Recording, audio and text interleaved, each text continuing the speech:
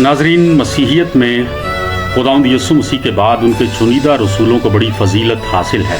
इंजील मत्ती के मुताबिक हुजूरुल मसीह ने मुकद्दस पतरस को मुखातिब करके फरमाया था, मैं आसमान की बादशाही की कुंजियां तुझे दूंगा, जो कुछ तू जमीन पर बांधेगा वो आसमान पर बंधेगा, और जो कुछ तू जमीन पर खोलेगा वो आसमान पर खुलेगा। नाजरीन, हुजूरुल मसीह के इन अल्फाज को समझना बिल्कुल भी मुश्किल नहीं है।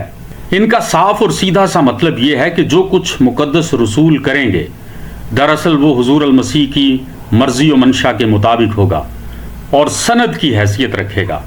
अब जब अमाल की किताब में यहूदा इस्करियोती की खाली जगह पुर करने का वक्त आया तो यही वो मुकद्दस रसूल थे जिन्होंने 12 की तादाद को मुकम्मल करने के लिए अपने में से एक मर्द को यहूदा की जगह चुनना चाहा और इस चुनाव का एक मयार मुकर्रर किया, और वो मयार इन अल्फाज से जाहिर है, जितने अरसा तक खुदावंद यस्सु हमारे साथ आता जाता रहा, यानी यूहन्ना के बपतिस्मा से लेकर खुदावंद के हमारे पास से उठाए जाने तक जो हमारे साथ रहे, चाहिए कि उनमें से एक मर्द हमारे साथ उसके जी उठने का गवाह बने।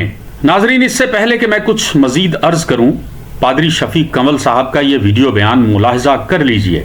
जो रसूलों ने ये तय किया ये अकीदा नहीं है, ये मैंने बताया कि एज एन अबंडेंट काशन के तौर पर उन्होंने कहा कि अच्छा जो यूहन्ना रसूल की खिदमत से लेकर मसीह के सऊद तक उनमें से को चुन लेते हैं, और वो कोई एक बंदा नहीं था, काफ़ी सारे लोग थे। और मैं समझता हूँ उन्होंने चूँकि इंसानी अकल से उन्होंने ये काम किया, अच्छा काम किया, लेकिन ये अकीदा नहीं है हमारा। नाजरीन, चूंकि मैं पहले अर्ज कर चुका हूं कि हुजूरुल मसीह ने जिन शागिर्दों को अपनी जिंदगी में ही रसूल का लक़ब दिया था, उन्हें यह इख्तियार भी दिया था कि वो अपनी खिदमत के दौरान जो फैसला करेंगे उसे आसमानी हिमायत हासिल होगी। तो इसका साफ मतलब यही है कि रसूलों का ये अमल कोई इज्तिहादी फैसला ना था, बल्कि खुदा की हिदायत से किया गया अमल था। किताब अमाल ये भी जाहिर करती है कि रसूलों ने यह फैसला अपनी अक्ल व हिकमत से हरगिज ना किया था, बल्कि इस मसला को खुदा के सामने रख दिया और ये कहकर दुआ की कि ए खुदावंद, तू सब के दिलों की जानता है, ये जाहिर कर कि इन दोनों में से तूने किस को चुना है। देखिए किताब अमाल पहले बाब की 14वीं आयत। लिहाजा पादरी शफीक साहब का ये फरमाना कि ये एक इज्तिहादी फैसला था या इंसानी अक्ल से किया गया फैसला था, गैर बाइबली दावा साबित होता है। और मैं समझता हूँ उन्होंने चूंकि इंसानी अकल से उन्होंने ये काम किया। लेकिन अफसोस कि पादरी साहब बड़ी हकारत से फरमाते हैं कि शागिर्दों का ये अमल हमारा अकीदा नहीं है। अच्छा काम किया, लेकिन ये अकीदा नहीं है।